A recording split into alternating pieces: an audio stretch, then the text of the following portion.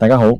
我係徐立賢，歡迎嚟到跨市博弈。市場上大部分人都覺得而家係 AI 大爆發嘅時代，無論係企業定係個人，只要肯使錢買最勁嘅 AI 模型，買微軟嘅 Copilot 就可以提升效率、降低成本，甚至實現彎道超車。大家嘅共識就係 AI 係一種單純嘅工具，好似買部電腦買個軟件咁，俾咗月費，個工具就為你服務，幫你解決煩惱，令你喺職場或者商場上立於不敗之地。呢個就係而家市場上最主流嘅睇法，一個冇人質疑嘅大前提。但如果我同你講呢個共識可能錯得好離譜呢？你以為你買緊工具，其實你係將你自己，甚至你間公司最值錢嘅資產免費送緊俾班科技巨頭。今日我哋要傾嘅就係微軟 CEO 納德拉最近提出嘅一個概念，叫做反向信息悖論。呢個唔係普通嘅營銷術語，而係揭示緊一個殘酷嘅權力轉移，一場發生喺你眼皮底下嘅資產大轉移。要理解納德拉喺度玩緊咩把戲，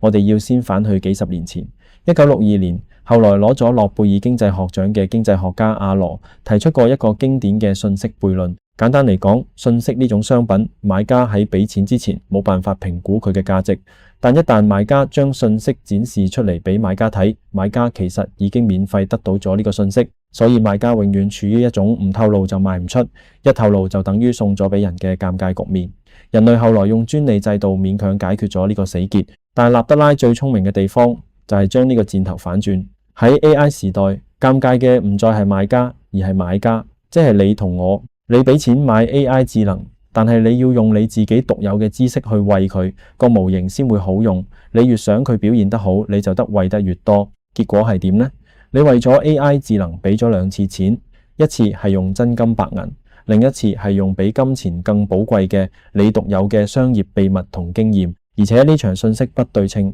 係單向擴張嘅，賣家越來越了解你，你卻幾乎唔知道賣家喺你身上學到啲乜嘢。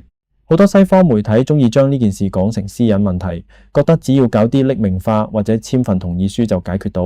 老實講，呢種諗法真係太天真。問題嘅核心根本唔係靜態嘅數據，而係動態嘅學習。納德拉自己都講得好白，模型真正食嘅係廢氣，即係你寫嘅提示詞，你調用嘅工具。最重要係你喺模型出錯嗰陣做嘅每一次修正。你嘅每一次除錯都被提煉成科技巨頭嘅核心技術，呢啲係競爭對手使幾多錢都買唔到嘅知識，就咁不知不覺之間一絲一絲咁流走，呢個先係真正嘅資產外流，而且佢永遠唔會出現喺你張資產負債表上面。我哋從資本運作嘅底層規律去睇，雲時代企業累積嘅係數據， AI 時代累積嘅係學習。人性本能驅使我哋貪圖方便，討厭思考嘅摩擦力。所以我哋好樂意將複雜嘅決策交俾 AI， 但當學習只係單向流動，經濟價值就會無可避免咁向學習基礎設施嘅擁有者收斂，而唔係向知識嘅真正創造者收斂。呢個唔係道德判斷，係資本累積嘅鐵律。